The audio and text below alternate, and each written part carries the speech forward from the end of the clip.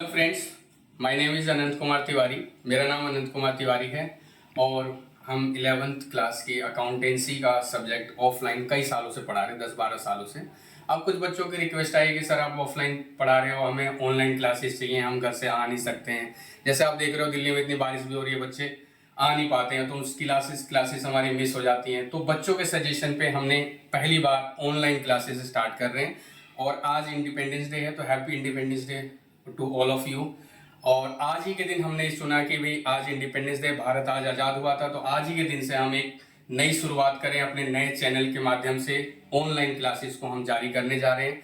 हमारे चैनल का नाम है अकाउंट्स अध्ययन। हमारे चैनल के साथ बने रहने के लिए आप हमारे चैनल को सब्सक्राइब कर लीजिए। इसमें हम 11th और 12th के सारा सिलेबस आपको विद नोट्स प्रोवाइड कराएंगे, टाइम टू टाइम वीडियो जारी करेंगे, शॉर्ट नोट्स देंगे, प्रोवाइड कराएंगे आपको सारे पास्ट ईयर के क्वेश्चंस और एग्जाम में जो भी जितना भी क्वेश्चंस वगैरह हैं, हेल्प हो सके वो आपकी करवाएंगे।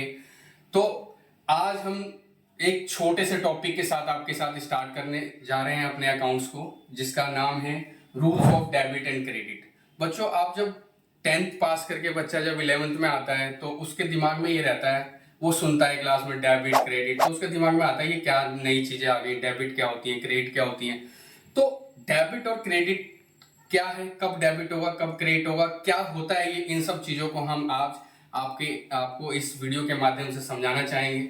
बच्चों, सबसे पहले आपको मैं एक चीज बताता हूं। कोई भी ट्रांजेक्शन, जैसे आपने सुना होगा वर्ड ट्रांजेक्शन, कोई भी ट्रांजेक्शन होता है, every transaction have two aspects. Her transaction के दो एस्पेक्ट्स होंगे, एक डेबिट होगा और एक क्रेडिट होगा। तो अब हर ट्रांजैक्शन के दो एस्पेक्ट्स हैं, एक डेबिट है, एक क्रेडिट है। और साथ ही साथ हमारे पास कितने तरीके के अकाउंट्स हैं जिसके हिसाब से हम डेबिट क्रेडिट की प्रक्रिया को आगे बढ़ाते हैं। हमारे पास बच्चों 3 तरीके के अकाउंट्स होते हैं, टाइप्स ऑफ अकाउंट जिसे बोलते हैं। 3 types of accounts, we have 3 types of account. Number 1 is personal account, number 2 is real and last one is nominal. Personal, real and nominal, हमारे पास 3 तरीके के अकाउंट्स हैं, पर्सनल, रियल और नॉमिनल, जिसमें डेबिट और क्रेडिट का रूल्स लगता है। पर्सनल का डेबिट क्रेडिट का रूल्स अलग है, रियल का अलग है, नॉमिनल का अलग है।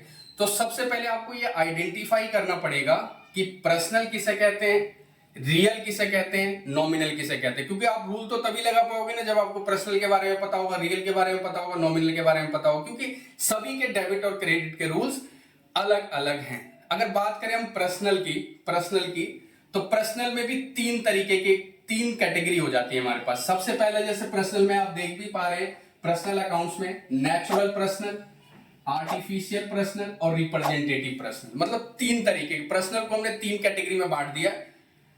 Number 1 is natural personal, number 2 is artificial और लास्ट वन इज रिप्रेजेंटेटिव। जब बच्चों बात करते हैं नेचुरल पर्सनल की, तो नेचुरल पर्सनल का मतलब कोई भी ह्यूमन बीइंग, जैसे मैं Anant personal, natural personal, Ram, Shyam, Mohan, Ghanshyam, किसी भी आप इंडिविजुअल की बात करते हो, जो किसी भी इंडिविजुअल पर्सन की आप बात करते हो तो वो नेचुरल पर्सनल है। जैसे आप राम की बात करते हो तो राम पर्सनल है, श्याम की बात करते हो श्याम पर्सनल है, मैं अपनी बात करूं अनंत की तो अनंत भी पर्सनल है। उसके बाद दूसरा आपके पास है आर्टिफिशियल पर्सनल। बच्चों, आर्टिफिशियल पर्सनल का मतलब क्या है? आर्टिफिशियल का मतलब होता है जो नेचुरल नहीं है, जिसको किसी ने बनाया है। जैसे कोई भी कंपनी, कोई संस्था किस लॉ के द्वारा क्रिएट होती है, तो any entity created by law, कोई भी एंटिटी लॉ के द्वारा क्रिएट हुई, मतलब किसी एंटिटी को, एंटिटी का मतलब जैसे कि कोई आपने ट्रस्ट बनाया, कोई कंपनी बनाई, कोई फर्म बनाई, जो किसी लॉ के माध्यम से बनी है, तो वो भी आपका पर्सनल है। और पर्सनल में वो आ जाता है आपका आर्टिफिशियल पर्सनल में। तो जैसे सपोज करो Ram and company, Reliance limited, या Mohan and company, Ram and Shyam company, ये सारे के सारे क्रिएटेड बाय लॉ है, तो ये आर्टिफिशियल पर्सनल हो गया आपका। और लास्ट आपका रिप्रेजेंटेटिव पर्सनल का मतलब क्या होता है बच्चों?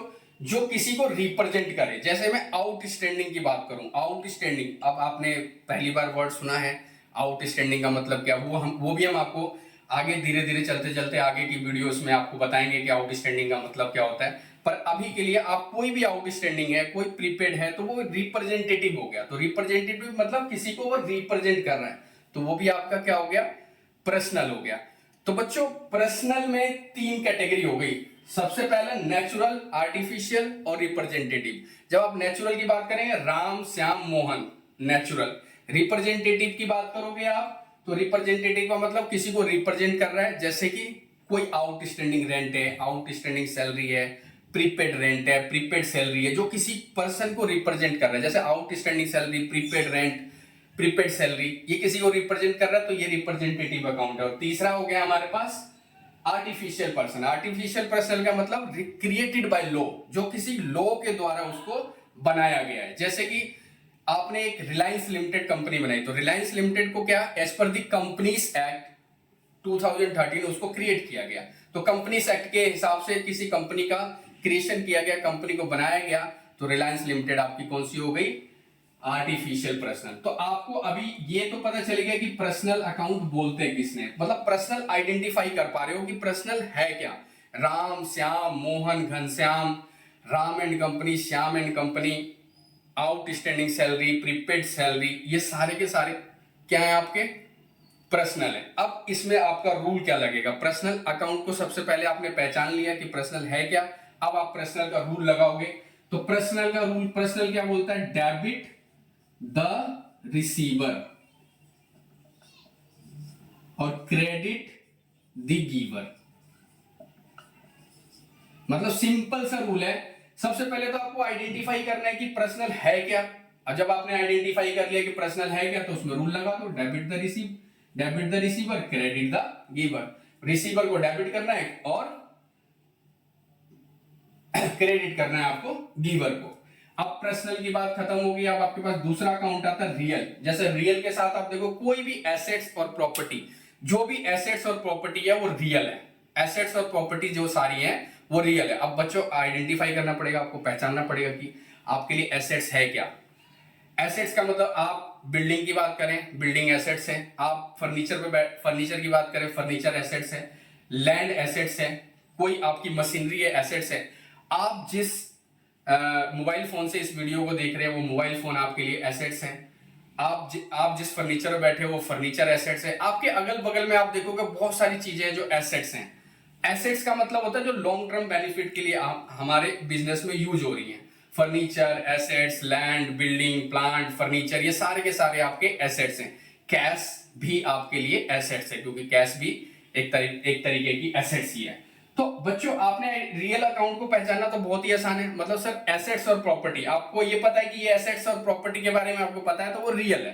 तो एसेट्स का मतलब आप समझ गए। बहुत सारे एग्जांपल में आपको कुछ तो ऐसे एग्जांपल बता ही सकता हूं जो आप अपने आसपास भी देख सकते हो। जैसे बिल्डिंग है, लैंड है, फर्नीचर है, मशीनरी है, प्लांट है, इक्विपमेंट है, मोबाइल फोन है, लैपटॉप है, मेरे पास ये बोर्ड है, आपके पास वो बुक्स है, ये सारी की सारी पर्सनल है। आपके घर में जो एसी लगा है, एसी अगर बिजनेस में यूज हो रहा है, एसी भी पर्सनल है। तो सारे के सारे ये रियल अकाउंट है। अब बच्चों रियल में क्या रूल लगेगा, रियल का रूल सीधा सा है, debit what comes in, debit what comes in, credit what goes out. आने वाले को डेबिट करना है और जाने वाले को क्रेडिट करना है। Debit what comes in, credit what goes out. मतलब जो आ रहा है उसे आपने डेबिट करना है और जो जा रहा है उसे आपने क्रेडिट करना है। तो सबसे पहले आपको आइडेंटिफाई करना है कि भाई रियल है क्या, रियल है क्या। मतलब कैसे आइडेंटिफाई करोगे रियल है, तो रियल के लिए सीधा बताया आप नॉर्मली अपने दिमाग में बैठा लो, कोई भी एसेट्स है, कोई भी प्रॉपर्टी है, वो रियल है। और कोई भी एसेट्स और प्रॉपर्टी जो रियल है तो उसमें एक ही रूल लगेगा, debit what comes in, credit what goes out. और बच्चों लास्ट अकाउंट तो बहुत ही इंटरेस्टिंग है, जो तीसरा हमारे पास नॉमिनल है। नॉमिनल में सीधी सी बात बता रहे हैं, सारे एक्सपेंसेस, सारे लॉसेस, सारे इनकम, सारे गेन। एक्सपेंसेस, लॉसेस, इनकम और गेन जो हैं आपके वो नॉमिनल नेचर के होते हैं। जितने भी आप एक्सपेंसेस, अब आपको एक्सपेंसेस के बारे में पता करना पड़ेगा कि भी एक्सपेंसेस होते क्या हैं, लॉसेस होते, गेन किसे बोलते हैं, और इनकम और गेन तो सेम थिंग है। तो गेन कैसे होता है, गेन या कोई प्रॉफिट आपको कैसे हो रहा है, तो बच्चों एक्सपेंसेस का मतलब क्या है? आप अगर किराए पे रह रहे हैं, अगर मैंने कोई बिजनेस में किराए पे कोई बिल्डिंग ली है, तो उसका जो रेंट पे हो रहा है वो खर्चा है, खर्चे को एक्सपेंसेस बोलते हैं। रेंट खर्चा है, प्रिंटिंग के लिए कोई प्रिंटिंग स्टेशनरी खरीद रहे, प्रिंटिंग एंड स्टेशनरी खर्चा है। आप पढ़ाई के लिए पेन यूज कर रहे हो, या बिजनेस में कोई पेन प्रिंटिंग का जो स्टेशनरी वगैरह यूज हो रही है, वो सारी की सारी आपकी खर्चे हैं। आने जाने के लिए जो कन्वेंस पे कर रहे हो आप, वो सारा का सारा खर्चा है। इलेक्ट्रिसिटी यूज हो रही है तो इलेक्ट्रिसिटी का बिल पेमेंट हो रहा है, इलेक्ट्रिसिटी खर्चा है। कोई रिपेयर वगैरह छोटा मोटा कराते हो, रिपेयर मेंटेनेंस, वो भी आपका खर्चा है। तो बच्चों सीधी सी बात है, जो आप day to day business life में बिजनेस को रन करने के लिए जो आप पे कर रहे हो, वो सारा का सारा खर्चा है। मैंने क्या बताया, डे टू डे बिजनेस को रन करने के लिए जो आप पे कर रहे हो वो खर्चा है। आप कोई एसेट्स खरीदा, आपने कंप्यूटर खरीदा, that is not an expense. आपने कंप्यूटर खरीदा, वो आपका एक्सपेंस नहीं है, बिकॉज कंप्यूटर तो आपने एक लॉन्ग टर्म पर्पस के लिए खरीदा, आपने बिजनेस को रन करने के लिए खरीदा है, या फिर आपने अपनी पढ़ाई के लिए खरीदा, जो भी, तो वो आपके लिए एसेट्स है। मैंने क्या बोला, डे टू डे लाइफ में जो बिजनेस को चलाने के लिए रिकरिंग नेचर का है, जो बार बार होता है, हर महीने होता है, हर दिन होता है, वो आपका खर्चा है। जैसे कि रेंट हर महीने पे होगा खर्चा है, सैलरी हर महीने पे होगी खर्चा, वेजिस हर महीने पे होगा खर्चा, इलेक्ट्रिसिटी हर महीने पे होगा खर्चा होगा, रिपेयर मेंटेनेंस जो छोटा मोटा कराते हो खर्चा है, प्रिंटिंग एंड स्टेशनरी के लिए जो मटेरियल्स आप छोटे मोटे लेके आते हो, वो सारे के सारे खर्चे हैं। कोई बुक्स तो आपकी एसेट्स हो ही गई, लेकिन आप आप पेन वगैरह यूज करते हो, वो सारा का सारा आपका खर्चा है। कोई कोई आप छोटा मोटा मेंटेनेंस का खर्चा करते हो, वो आपका सारा खर्चा है। तो ये सारे के सारे आपके खर्चे हैं। तो खर्चे, एक्सपेंसेस आपको समझ में आ गया। अब सर बच्चों, इनकम का मतलब क्या है? जो आप बिजनेस कर रहे हो, जो आपका बिजनेस है, उस बिजनेस से जो कमाई हो रही है, जो सेल हो रही है, वो आपकी इनकम है। जैसे आपका रेंट का बिजनेस है, सपोज करो कि आप बिल्डिंग वगैरह को रेंट पे लगाते हो, तो जो आपको रेंट रिसीव होगा वो आपके लिए इनकम है। तो जो रेंट आपको रिसीव हो रहा है वो इनकम है। तो जो भी आप बिजनेस कर रहे हो, उस बिजनेस से जो रेवेन्यू आएगी, जो भी चीजें रेवेन्यू जनरेट होगी, वो सारी की सारी इनकम है, उसको इनकम बोलते हैं। और लॉस और गेन तो आप वैसे ही समझ पाओगे। जैसे लॉस, इसका मतलब क्या है? नुकसान। आपने कोई लैपटॉप खरीदा, आप जस्ट सपोज करो आपने 10,000 रुपए का लैपटॉप खरीदा, आपने उसको 2 साल बाद 12,000 का बेच दिया। ऐसा कभी पॉसिबल होता नहीं कि 10,000 का लैपटॉप खरीद के 12,000 का बेच देंगे, क्योंकि हमेशा लैपटॉप पे क्या होगा, डेप्रिसिएशन भी होगा, और टाइम टू टाइम उसकी वैल्यू डाउन होगी।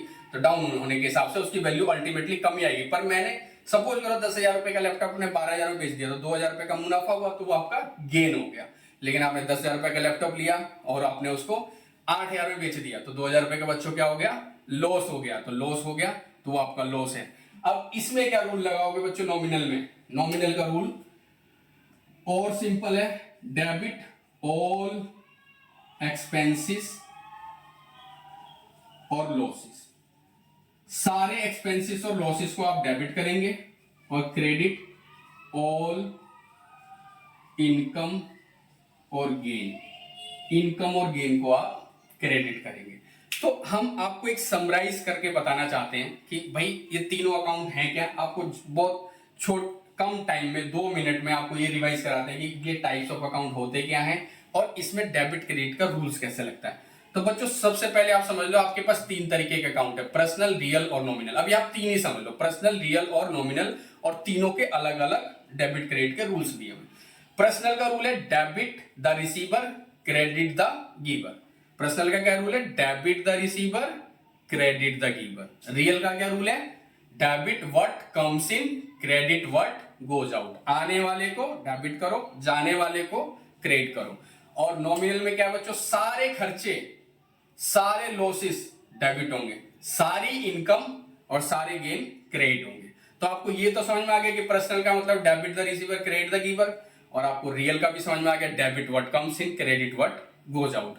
और तीसरा जो आपका नॉमिनल है, नॉमिनल में आपने सिंपली समझ ही लिया कि नॉमिनल का मतलब क्या है, डेबिट ऑल लॉसेस और expenses, credit all income and gain. Income gain को क्रेडिट करना है, लॉस और एक्सपेंस को डेबिट करना है। अब सबसे पहले आपको ये सारी चीजें पता ही, आप सबसे पहला काम है बच्चे का कि आइडेंटिफाई करना। अब जब तक हम आइडेंटिफाई नहीं कर पाएंगे, जब तक हम डेबिट क्रेडिट का रूल नहीं लगा पाएंगे। तो आइडेंटिफाई क्या करना है आपको? आइडेंटिफाई ये करना है कि अगर कोई भी चीज मैंने बताया, जैसे सपोज करो रेंट पेड, तो रेंट पेड मैंने बोला, रेंट पेड, और आपने पूछा कि भैया रेंट का मोड ऑफ पेमेंट क्या है, मैंने सपोज करो बताया कि कैश में पे हुआ है। तो रेंट पेड इन कैश, तो बच्चों के दिमाग में आएगा इसमें दो चीजें, एक रेंट दिख रहा है और एक कैश दिख रहा है। तो सबसे पहले you have to identify rent, rent का नेचर क्या है और कैश का नेचर क्या है। You have to identify the nature of rent and nature of cash. तो नेचर ऑफ कैश क्या बच्चों, कैश आपको बताया मैंने एसेट्स है, तो एसेट्स है तो उसमें रियल का रूल लगेगा, और रेंट आपका क्या है, एक्सपेंस है, तो रेंट में कौन सा रूल लगेगा, नॉमिनल का रूल लगेगा। तो बच्चों सपोज करो मैंने आपको बोला कि रेंट पेड, तो अब इसकी एंट्री क्या बनेगी, रेंट पेड की। मैंने आपको बोला रेंट पेड इन कैश 10,000। तो बच्चों इसमें दो चीजें दिखी आपको, एक तो रेंट दिखा और एक कैश दिखा। रेंट का नेचर आइडेंटिफाई करना है कि इन तीनों में से कौन सा लगेगा, और कैश का नेचर आइडेंटिफाई करना है। तो रेंट है सर नॉमिनल नेचर का, क्योंकि ये खर्चा है, क्योंकि ये क्या है, खर्चा है, एक्सपेंस है, तो इसमें नॉमिनल नेचर का लगेगा। और कैश में आपका क्या रूल लगेगा, कैश आपका क्या है, एसेट्स है, तो इसमें रियल का रूल लगेगा। अब भैया खर्चा है, तो खर्चे सारे क्या होंगे, डेबिट, आपको पता है खर्चे सारे डेबिट होते हैं। और सर कैश में क्या बोला, debit what comes in, credit what goes out. तो बच्चों जब हम रेंट पे कर रहे हैं तो कैश जाएगा, तो कैश जाएगा, तो कैश क्या हो गया, क्रेडिट हो गया। तो आपकी इनकी एंट्री क्या बनी, rent account debit to cash 10,000।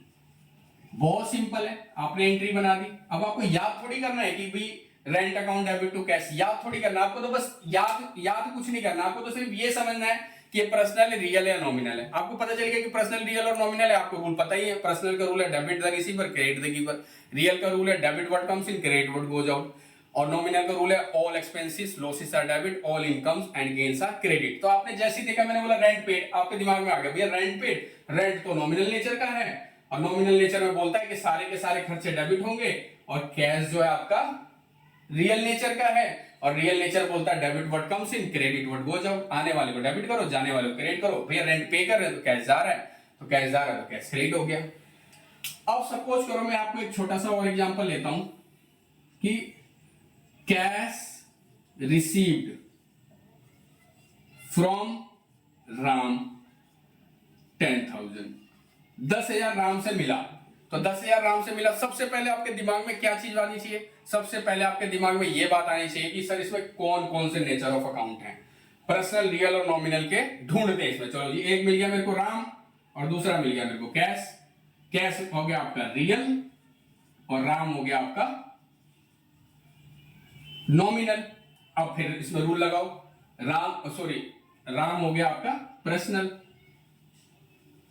Ram आपका पर्सनल हो गया क्योंकि ये इंडिविजुअल है, राम पर्सनल हो गया, और कैश आपका रियल हो गया। अब बच्चों इसमें क्या रूल लगाया आपने, कैश में अब लिख रहा है कैश रिसीव फ्रॉम राम, और रियल में क्या बोलता है डेबिट व्हाट कम्स इन और क्रेडिट व्हाट गोज आउट। तो बच्चों कैश तो आ रहा है ना इसमें, तो कैश आ रहा है तो सीधी सी बात है कैश अकाउंट